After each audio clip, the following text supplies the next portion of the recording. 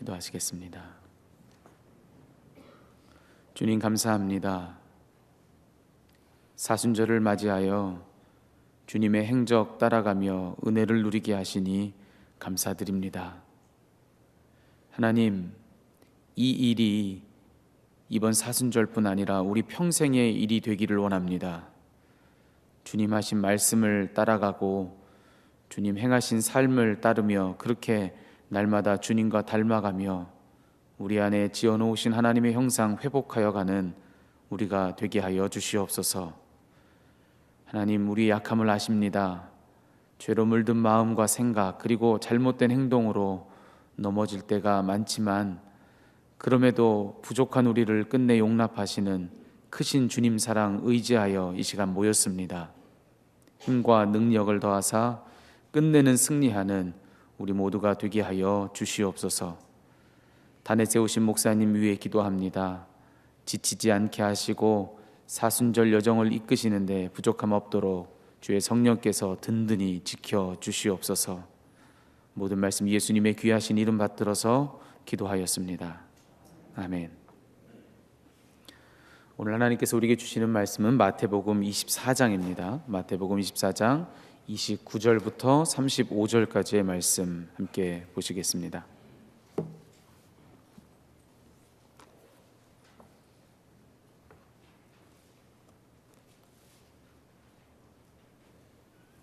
주신 말씀을 한 목소리로 받들어서 읽겠습니다. 29절부터 35절까지입니다. 그 환난의 날들이 지난 뒤에 곧 해는 어두워지고 달은 그 빛을 잃고 별들은 하늘에서 떨어지고 하늘의 세력들은 흔들릴 것이다. 그때에 인자가 올 징조가 하늘에서 나타날 터인데 그때에는 땅에 있는 모든 민족이 가슴을 치며 인자가 큰 권능과 영광에 쌓여 하늘 구름을 타고 오는 것을 보게 될 것이다. 그리고 그는 자기 천사들을 큰 나팔 소리와 함께 보낼 터인데 그들은 하늘 이 끝에서 저 끝까지 사방에서 그가 선택한 사람들을 모을 것이다. 무화과 나무에서 교훈을 배워라. 가지가 연하여지고 잎이 돋으면 너희는 여름이 가까이 온 줄을 안다. 이와 같이 너희도 이 모든 일을 보거든 인자가 문 앞에 가까이 온 줄을 알아라. 내가 진정으로 너희에게 말한다. 이 세대가 끝나기 전에 이 모든 일이 다 일어날 것이다. 하늘과 땅은 없어질지라도 나의 말은 결코 없어지지 않을 것이다. 아멘. 오늘 하나님께 새롭게 우리에게 부으실 말씀 기대하면서 묵상으로 또 침묵으로 기도하도록 하겠습니다.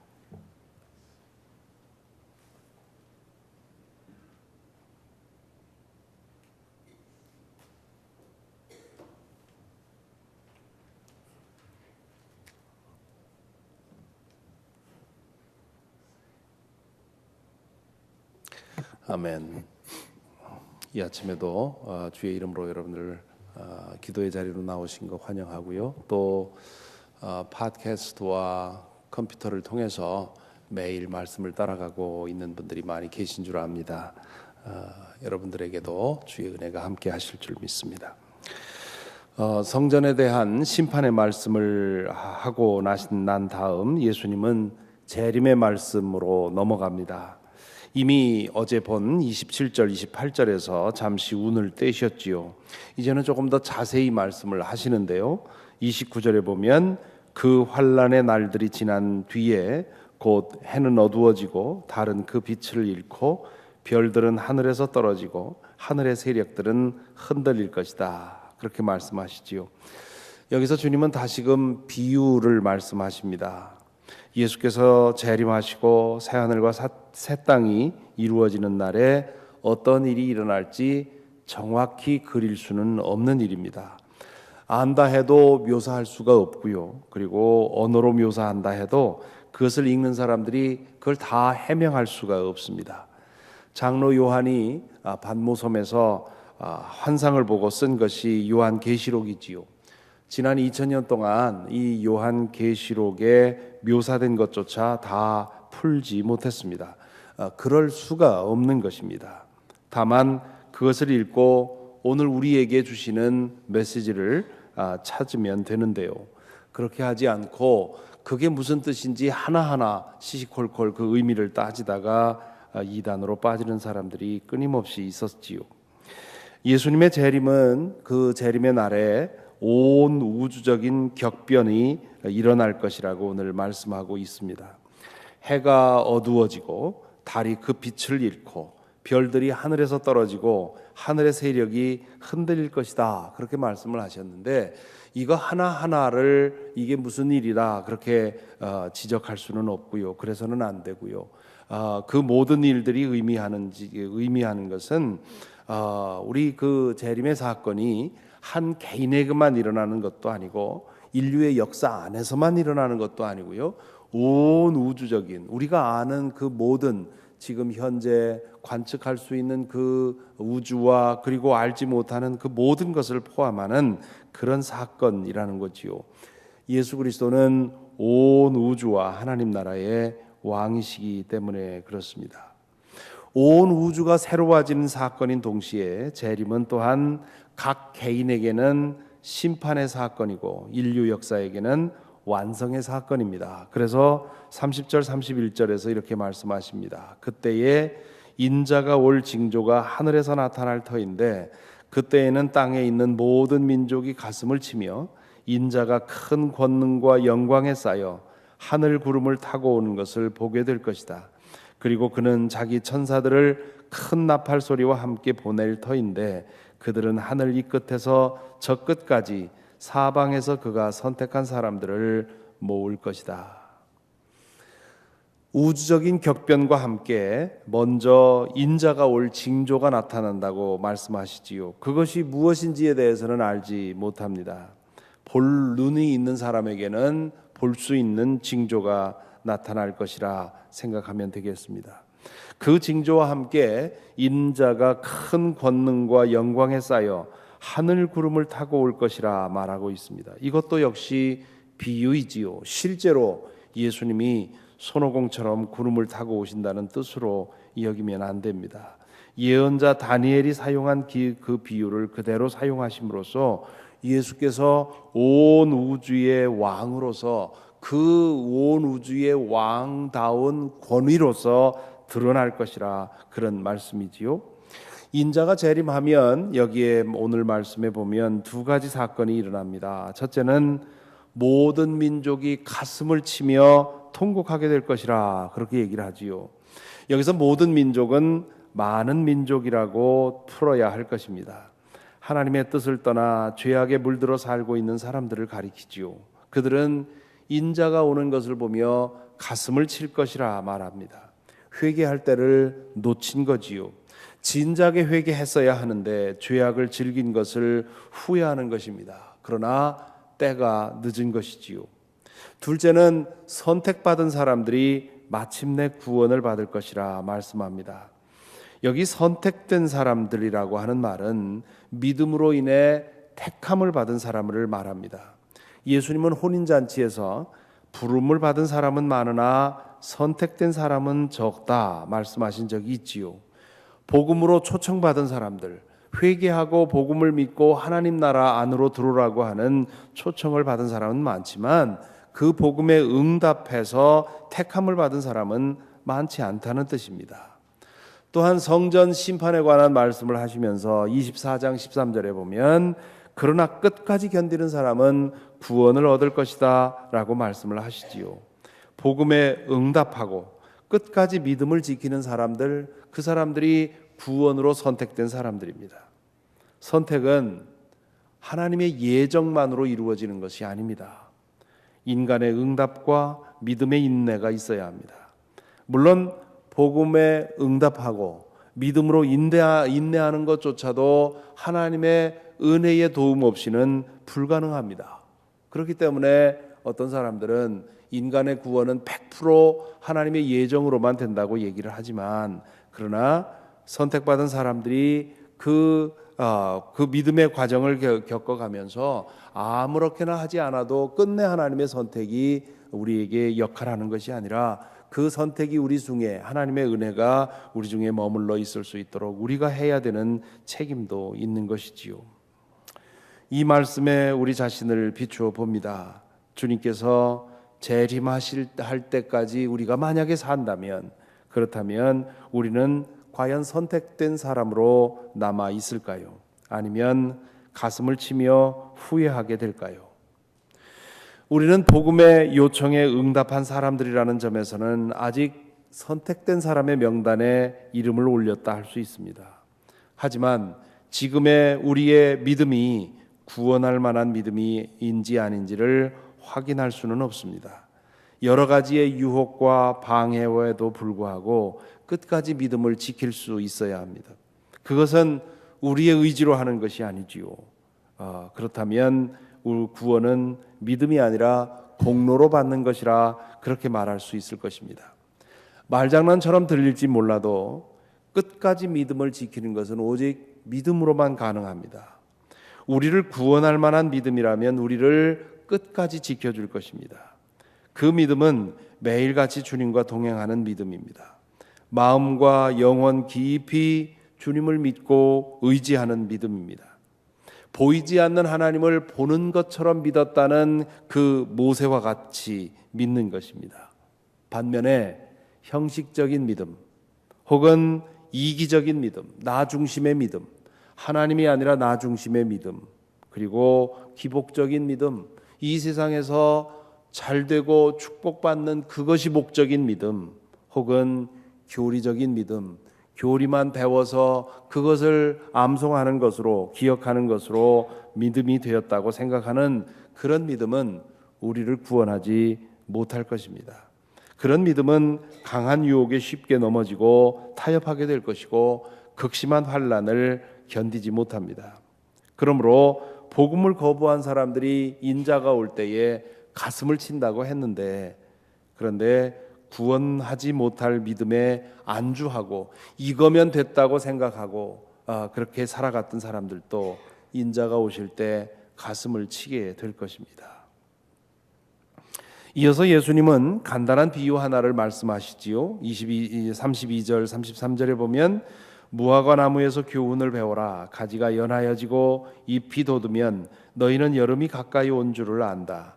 이와 같이 너희도 이 모든 일을 보거든 인자가 문 앞에 가까이 온 줄을 알아라 말씀하십니다.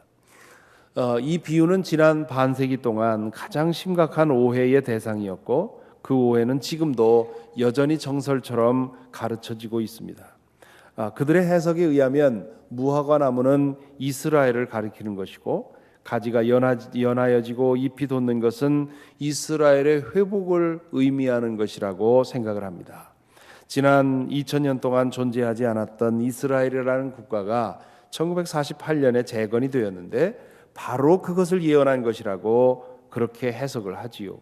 그러므로 이스라엘이 건국이 되었다는 말은 예수님의 재림이 멀지 않았다는 사실을 암시하는 것이라고 해석을 합니다. 이 해석이 1970년, 80년대에 한국교회의 정설처럼 퍼져 나갔지요. 시한부 종말론자들은 어김없이 이 해석을 사용해서 사람들을 현혹시킵니다. 이 해석이 지금도 여전히 설교가 되고 또한 가르쳐지는 것을 보면 안타깝습니다.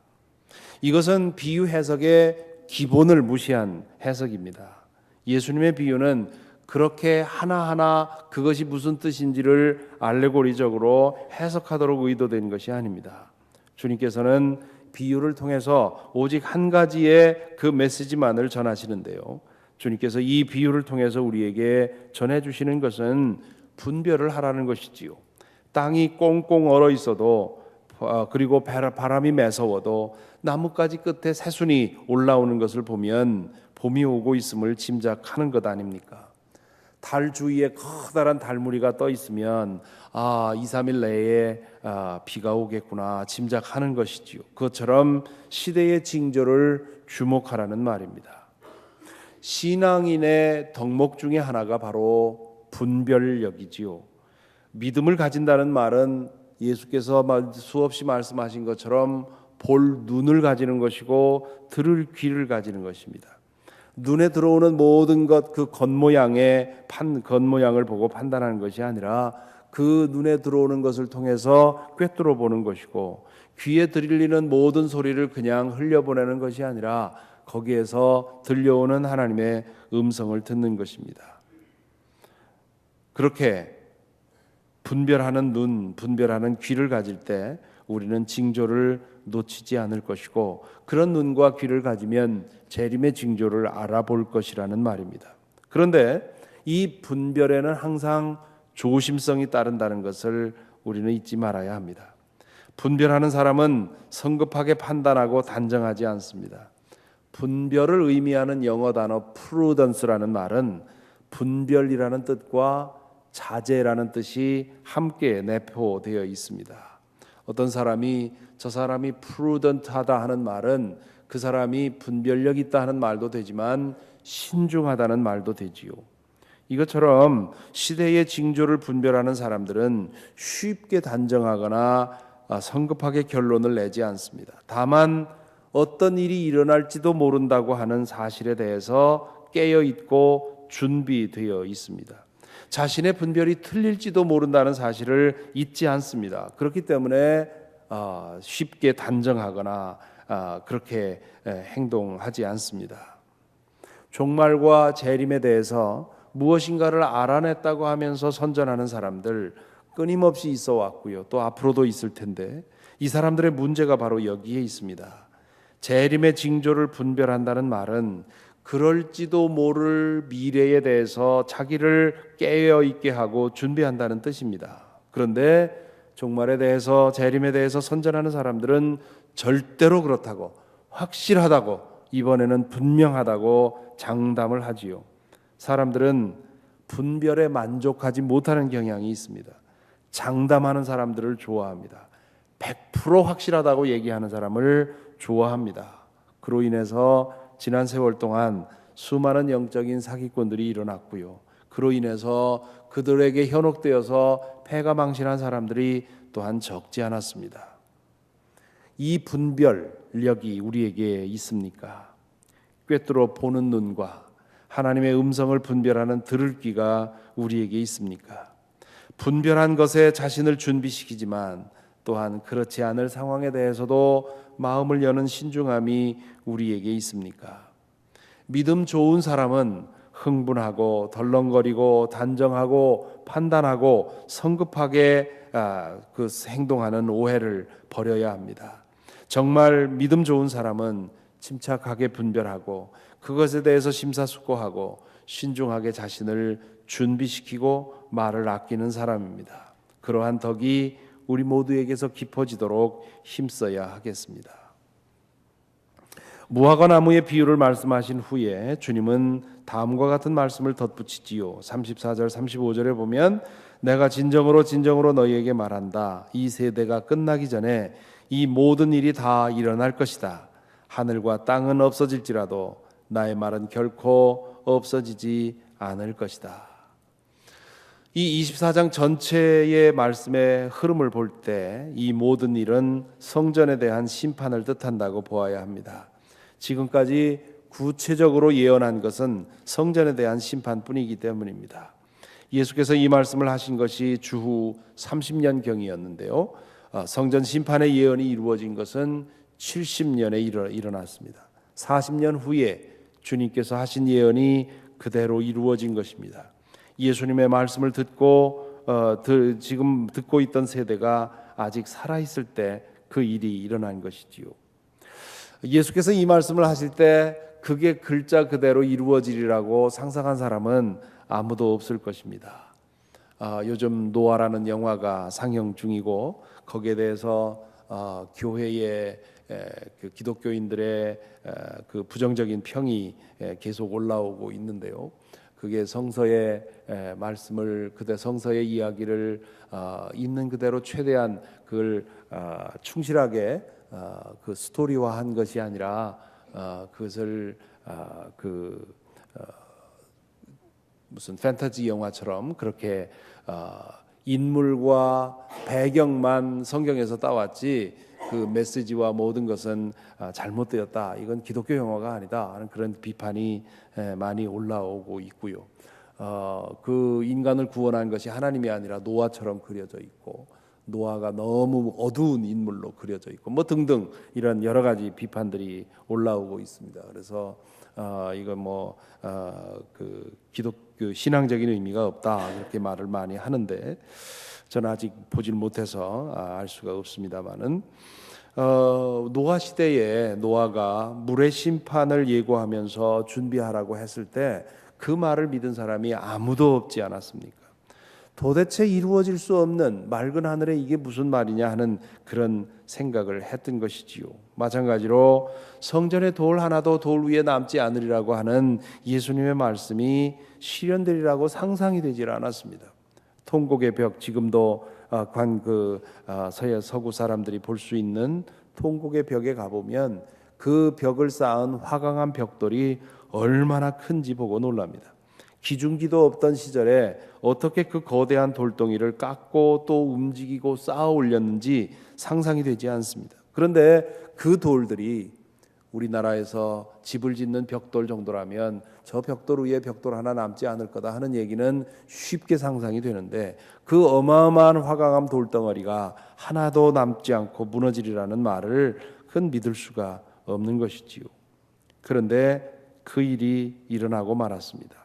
하늘과 땅은 없어질지라도 나의 말은 결코 없어지지 않을 것이라고 하시는 말씀이 진실이었습니다. 그렇다면 재림에 관한 주님의 말씀도 언젠가는 이루어질 것입니다. 세상을 둘러보면, 밝은 낮에 세상을 바라보면 도대체 이런 세상에 예수의 재림이 뭐고 새하늘과 새 땅이 뭐냐 하는 그런 생각이 들 수 있습니다. 상상할 수도 없는 일입니다. 하지만 성전의 심판에 관한 말씀이 이루어졌듯이 재림에 관한 말씀과 새하늘과 새 땅에 관한 말씀도 지금은 도무지 상상할 수 없지만 이루어질 것입니다. 그러므로 우리는 시대의 징조를 보아가며 그날에 준비되어 있도록 힘써야 할 것입니다. 오늘도 이 말씀을 기억하면서 하루 분별력을 가지고 살아가는 저와 여러분 되기를 바랍니다. 찬송가 539장 함께 부르겠습니다. 너 예수께 조용히 나가.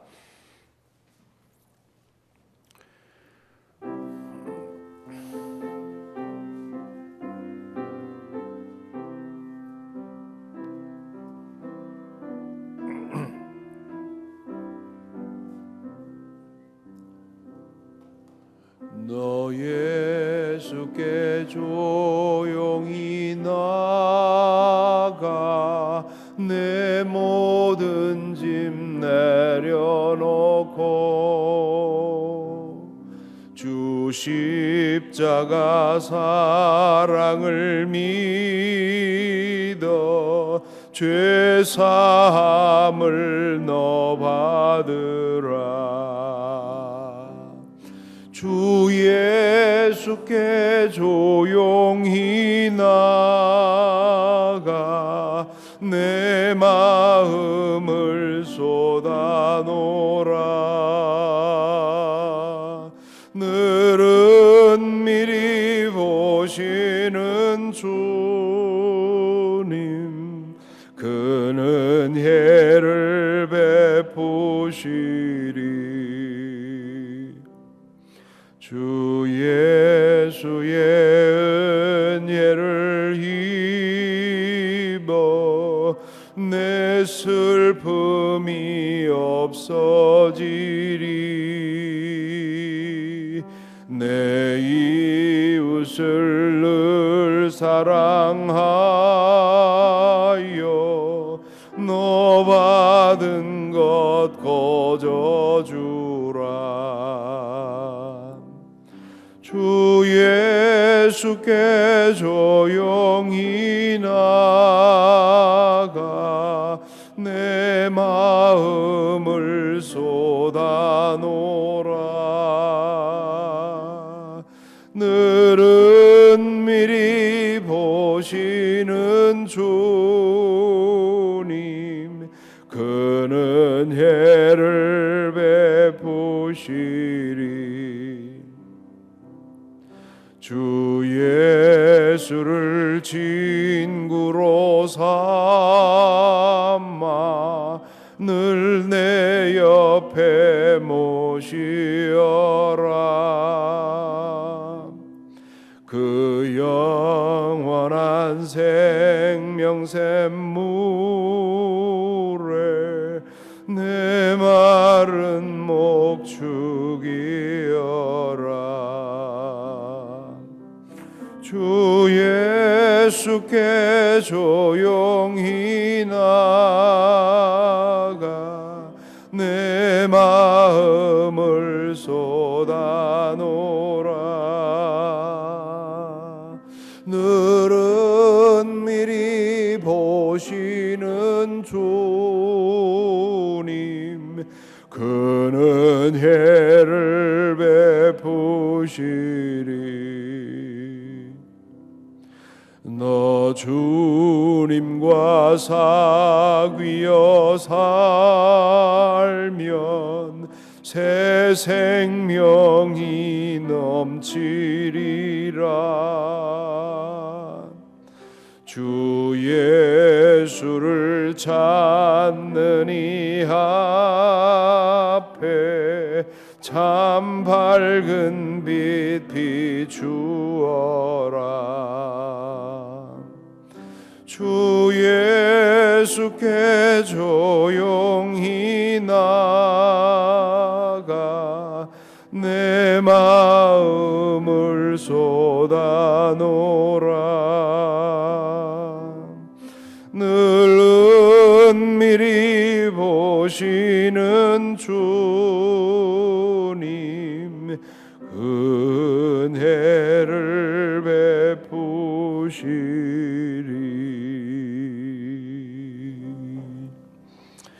기도하겠습니다. 잠시 오늘 말씀을 묵상하십시다.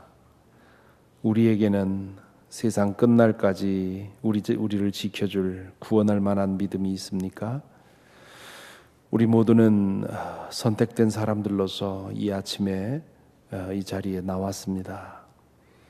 그러나 복음에 응답하는 것만이 아니라 끝까지 견딜 만한 믿음이 우리에게 있을까요? 혹시 우리의 믿음은 형식적인 믿음은 아닙니까?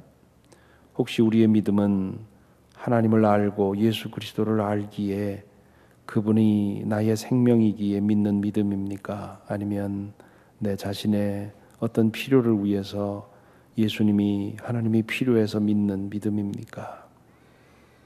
그렇다면 그 필요가 없어지는 순간 우리에게는 하나님이 필요치 않게 될 것입니다.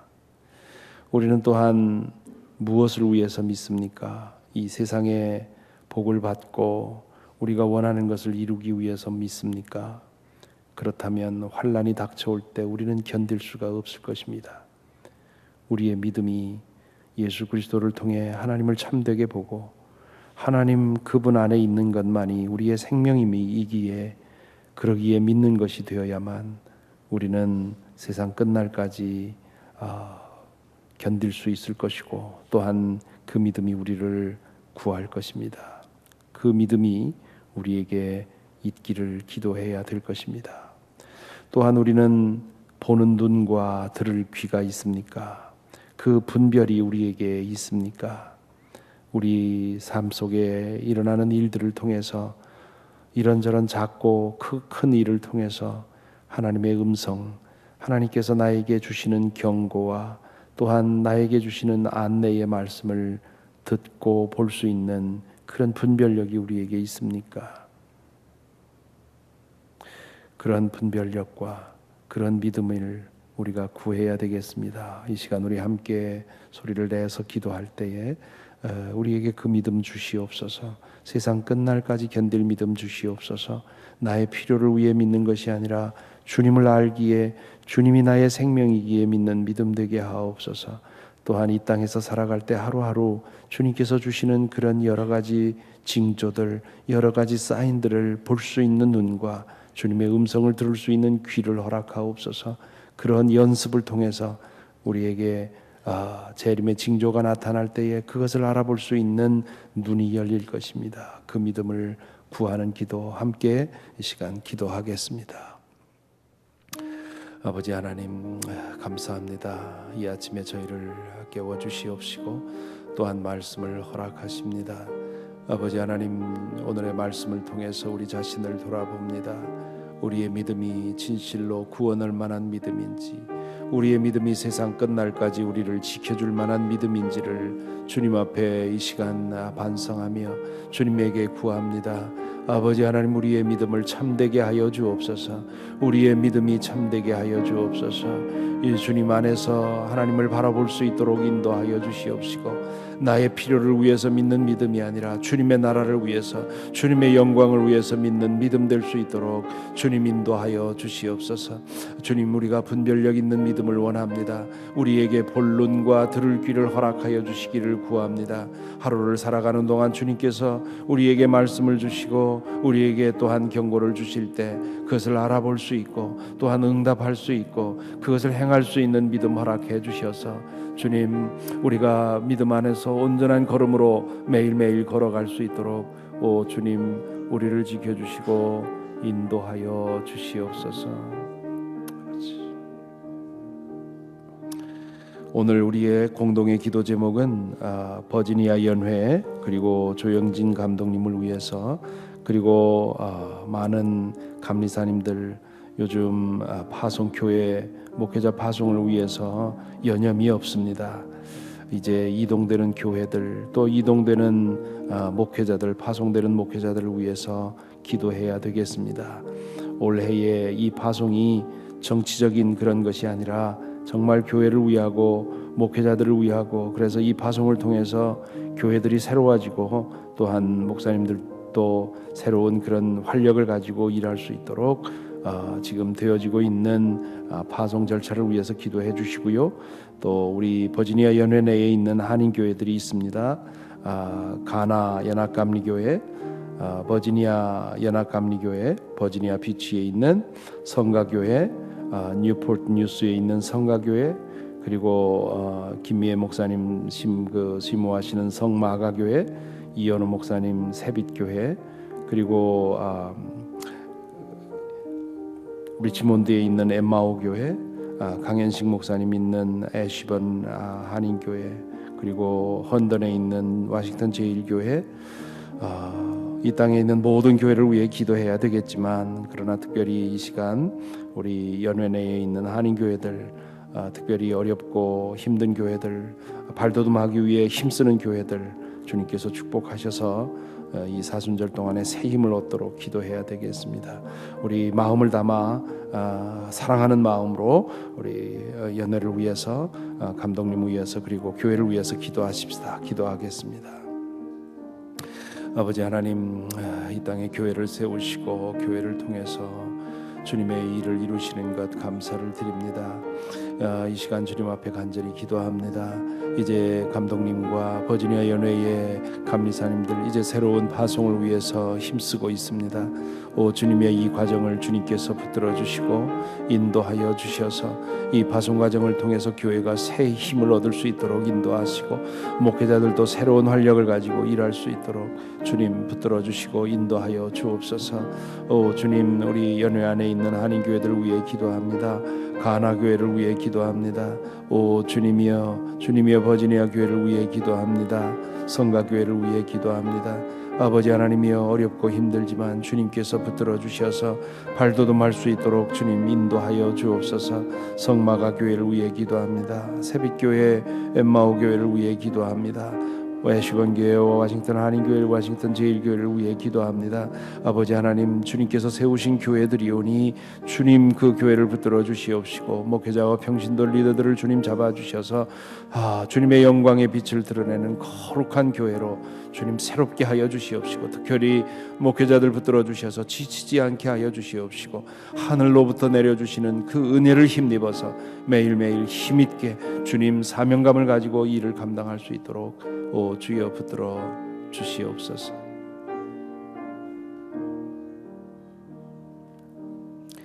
주님 새벽을 깨우시고 기도의 자리로 인도하시며 함께 마음을 모아 기도할 수 있도록 이 아침에도 은혜 주신 것 감사합니다. 이제 우리의 개인의 기도를 주님 붙들어 주셔서 주님과 깊은 사귐 있게 하여 주시옵시고 주님의 음성 듣게 하시고 또한 우리 속에 있는 것을 주님 앞에 쏟아 놓을 수 있도록 주님 인도하여 주셔서 이 아침의 사귐이 오늘 하루 주님과 함께 충만하게 동행하기에 부족함이 없는 깊은 사귐이 되도록 주님 인도하시고 붙들어 주시옵소서. 오늘 또 주의 특별한 은혜와 주의 특별한 도움이 필요한 이들이 많이 있습니다. 주님, 그곳 가는 주님께서 일일이 신방하여 주시고 함께하여 주시고 새 힘 주셔서 오늘 하루만큼 싸울 수 있는, 오늘 하루만큼 이길 수 있는 믿음과 능력 허락하여 주옵소서. 우리 주 예수 그리스도 이름으로 기도하옵나이다. 아멘.